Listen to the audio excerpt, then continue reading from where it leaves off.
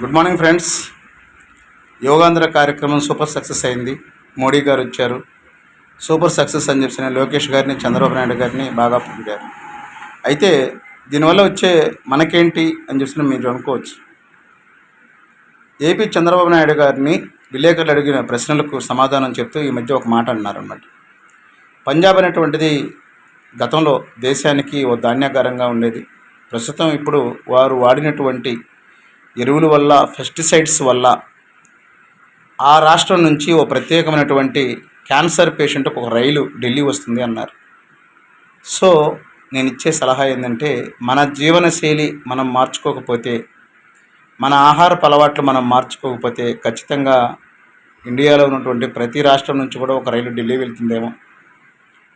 అంతెందుకండి, గతంలో ఉన్నటువంటి బసవ తారకం హాస్పిటల్ ఒకటి ఎగ్జాంపుల్గా తీసుకుంటే, గతంలో ఎన్ని బెడ్స్ ఉన్నాయి, ఇప్పుడు ఎన్ని బెడ్స్ ఉన్నాయి, గతంలో పార్కింగ్ ప్లేస్ ఎంత, ఇప్పుడు పార్కింగ్ ప్లేస్ ఎంత.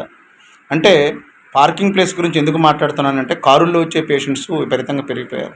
మరి కాలినడకన వచ్చే పేషెంట్స్ ఎంతమంది ఉన్నారో ఆలోచించండి.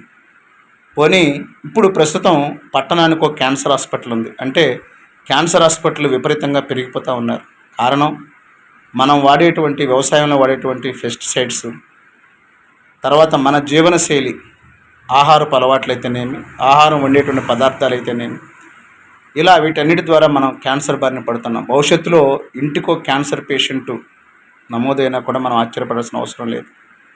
సో కాబట్టి మీరు జీవనశైలి మార్చుకుంటే ఓకే, లేదు అంటే ఖచ్చితంగా హెల్త్ పాలసీ తీసుకోండి. ఈ హెల్త్ పాలసీలో క్యాన్సర్ పేషెంట్ యొక్క ట్రీట్మెంట్ కోసం ముందుగానే రైడర్ను యాక్టివేట్ చేసుకోండి. లేదంటే మీ జోబులే కాదు, బ్యాంకులు కూడా ఖాళీ అయిపోతాయి.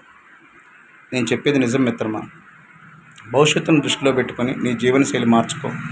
లేదంటే ఫలానా వారి ఇంట్లో నుంచి ఓ క్యాన్సర్ పేషెంట్ ఉన్నారు అని కథ చెప్తారు.